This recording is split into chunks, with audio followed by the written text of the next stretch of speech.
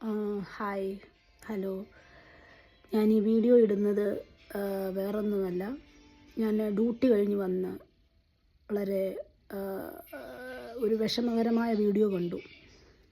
അതുകൊണ്ടാണ് ഞാനിത് ഇങ്ങനെ ഇടാമെന്ന് കരുതുന്നത്. വേറൊന്നുമല്ല, നമ്മൾ ഏതാനും മാസങ്ങളായതേ ഉള്ളൂ ഷൈനി എന്ന ഒരു സ്ത്രീയും 2 കുഞ്ഞുങ്ങളുമായിട്ട് ആത്മഹത്യ ചെയ്തത്.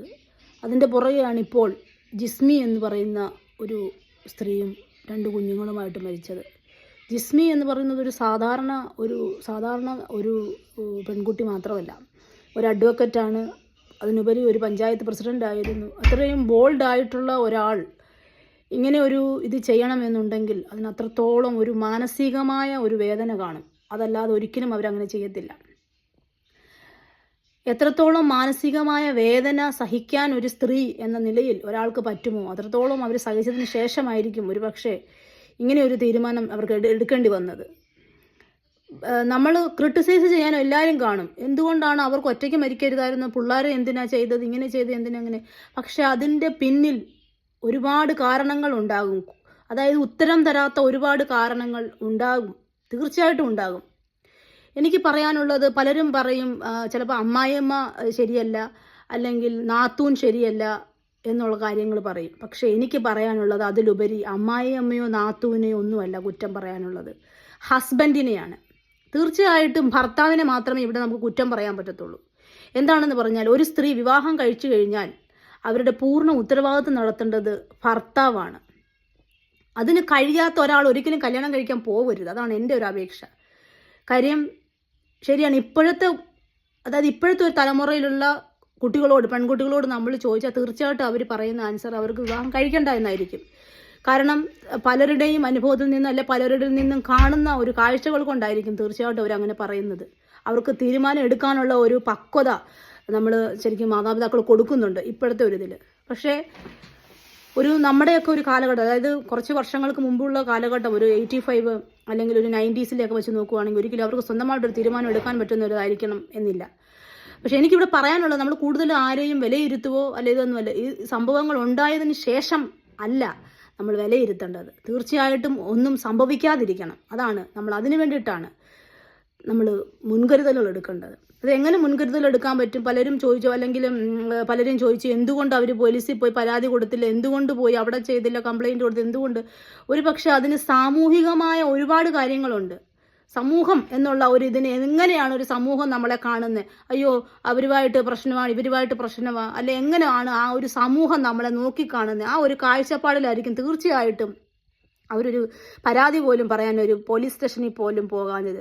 ഇന്നല്ലെങ്കിൽ നാളെ തീർച്ചയായിട്ടും ശരിയാകും, തൻ്റെ ജീവിതം ഓക്കെ ആകുമെന്ന് വിചാരിച്ചതുകൊണ്ട് മാത്രമായിരിക്കും അവർ അത്രത്തോളം ബോൾഡായിട്ടുള്ളൊരു ലേഡി മുന്നോട്ട് പോയത്. അപ്പോൾ ഇത്രയും ഒരു മാനസികാവസ്ഥയിൽ അവരങ്ങനെ ചെയ്യണമെന്നുണ്ടെങ്കിൽ അത്രത്തോളം മാനസികമായ അത്രയും ഒരു പ്രശ്നം ഉണ്ടായിട്ടായിരിക്കും തീർച്ചയായിട്ടും അവർ ചെയ്തത്. അപ്പം എന്താണോ അതിൻ്റെ കാരണം, ആ കാരണമാണ് കണ്ടെത്തേണ്ടത്.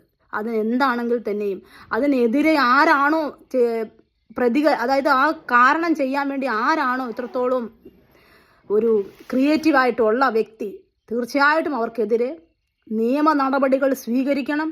ഇനി ഒരിക്കൽ പോലും ഇനി ഒരു ജിസ്മിയോ അല്ലെങ്കിൽ ഒരു ഷൈനിയോ ജീവിതത്തെ നഷ്ടപ്പെടുത്തിയോ, അവരുടെ മക്കളെ നഷ്ടപ്പെടുത്തിയോ, ഒരു ജീവിതം നഷ്ടപ്പെടുത്തിയോ കളയാനിട വരുത്തരുത്. പോലീസിൻ്റെ ഭാഗത്തു നിന്ന്, സമൂഹത്തിൻ്റെ ഭാഗത്തു നിന്നും ഉണ്ടാകണം. കാര്യം സമൂഹം എപ്പോഴും അവരെ കുറ്റം പിടിക്കുന്ന ഒരു കണ്ണോടായിരിക്കും നോക്കുന്നത്. അല്ലെങ്കിൽ കല്യാണം കഴിച്ച ഒരു സ്ത്രീ വന്ന് വീട്ടിൽ നിൽക്കുമ്പം, അല്ലെങ്കിൽ അവരോട് വഴക്കുണ്ടായി വന്നു, അല്ലെ അവരങ്ങനെ വന്നു ഇങ്ങനെ വന്നു എന്നുള്ള സമൂഹത്തിൻ്റെ കാഴ്ചപ്പാടിനെയാണ് മാറ്റേണ്ടത്. ആ സമൂഹം എന്ന കാഴ്ചപ്പാടിനെ മാറ്റി സ്വന്തം വ്യക്തിത്വത്തെയാണ് നമ്മളെപ്പോഴും നോക്കി നടത്തേണ്ടത്. അപ്പോൾ എനിക്ക് പറയാനുള്ളത് 2 കാര്യമാണ് മെയിനായിട്ട്. 1 സമൂഹം, പിന്നെ 2 ഭർത്താവ് എന്ന് പറഞ്ഞാൽ ഭർത്താവായിരിക്കണം. അല്ലാതെ ഒരു സപ്പോർട്ടീവായിട്ടുള്ളൊരു വ്യക്തി ആയിരിക്കണം തീർച്ചയായിട്ടും ഒരു ഭർത്താവ് എന്ന് പറയുന്നത്. ഇവിടെ കുറ്റം പറയേണ്ടത് ഒരു അമ്മായിയമ്മയോ ഒരു നാത്തൂനെയോ ഒന്നുമല്ല, ഭർത്താവിന് 100% ഒരു സപ്പോർട്ടീവായി കൂടെ നിൽക്കേണ്ട ആളാണ് ഭർത്താവ് എന്ന് പറയുന്നത്.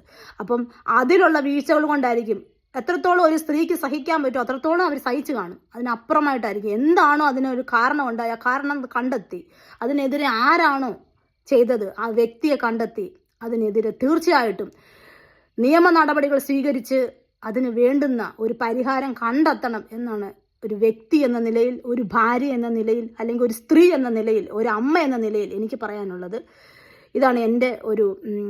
എൻ്റെ ഒരു കാഴ്ചപ്പാട്, അല്ലെ എൻ്റെ ഒരു നിഗമനം ഞാൻ പറയുന്നത്. പിന്നെ ഓരോരുത്തർക്കും അവരുടേതായ കാഴ്ചപ്പാടുണ്ട്. പക്ഷേ ഒരിക്കലും പ്രശ്നങ്ങൾ ഉണ്ടാകാനല്ല, അതിനെ ഇല്ലാതാക്കാനാണ് നോക്കേണ്ടത്. പ്രശ്നങ്ങൾക്ക് മുമ്പ് പരിഹാരം കണ്ടെത്തണം എന്നുള്ളതാണ് എൻ്റെ ഒരു വാക്ക്.